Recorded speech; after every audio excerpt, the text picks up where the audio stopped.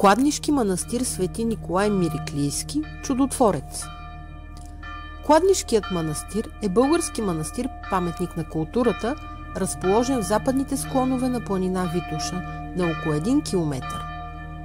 Извисява се на едно възвишение между две реки на около 1200 метра надморска височина. На запад от двора на манастира се разкрива прекрасна гледка към цялото Пернишко поле. Пътят до манастира е павиран и е достъпен целогодишно. Наблизо 1-2 км по-нагоре по пътя се намира хижа Селимица. В миналото Кладнишкият манастир Свети Николай е бил част от Софийското Светогорие, основане по време на Второто българско царство. Над обителта се намират останките на древна крепост Градище, която тогава е включвала земите на манастира и е била владяна от местен болярин. Крепостта се е намирала на върха Градището, а болярските имоти включвали днешните села Владая, Марчаево, Кладница, Сръбски Самоков и Крапец. Във вътрешността на крепостта имало две църкви. В долната част се е намирала църквата Свети Никола, която именно е част от днешния Кладнишки манастир, а в горната Света Петка. При завземането на крепостта от турците са изклани всички нейни обитатели, а сградите в едно с църквите са били изгорени. Въпреки това местните хора запазили спомена през вековете и продължили да идват в местността и да се молят.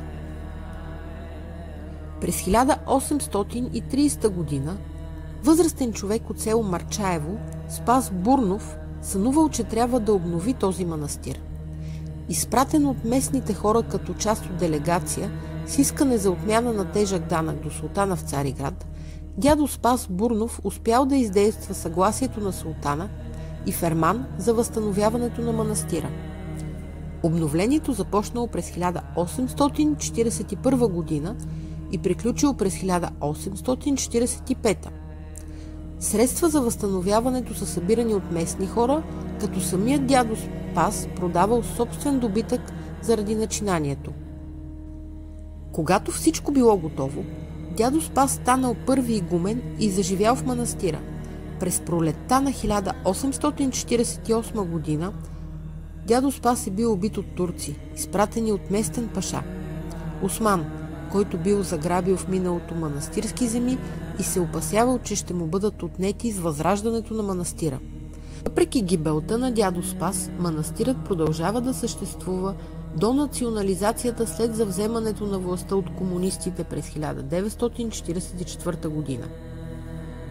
Манастирът дава подслон и добър прием на Дончо войвода с четата си. Има предположение, че в манастира е идвал и Васил Левски. Знае се, че тук е творил отец Генадий Ихтимански, както и местни дейци от Възраждането.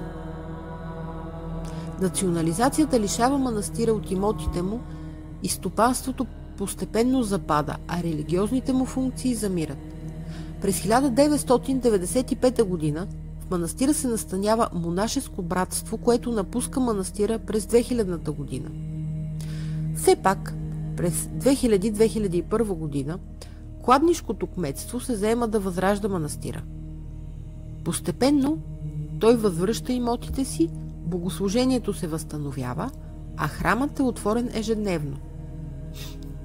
Манастирската обител представлява комплекс от черква, жилищни и стопански сгради. Черквата е малка, еднокорабна, едноаксидна сграда с две конхи, без купол и е построена през 1841 година.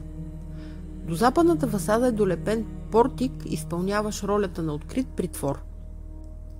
Черквата е изографисана през 1883 година. Върху оригиналната храмова икона, намираща се на входа на храма, има подпис на самоковеца Коста Геров Антикаров, който по това време е даскал в близкото село Попов. По същото време там се строи местната църква Успение на Пресвета Богородица, която е била разрушена от атеистичната власт. Над иконостаса й работи самоковския зограф Никола Образописов.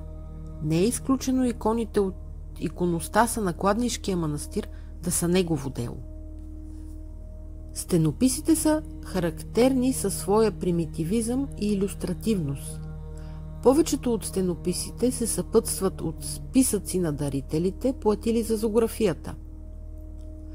В живописната украса на храма прави впечатление изображението на Света Тройца с 3 образа, като единствен и уникален пример в България. Иконостасът е резбован, дооформен с гипс и покрит с варак и зография. Оригиналните икони, почистени и освежени, днес вече са на местата си и радват богомолците с изящното си меко излъчване. Проект Софийската Света гора се изпълнява с финансовата подкрепа на Столична община, програма Европа 2024 година от Сдружение Мост.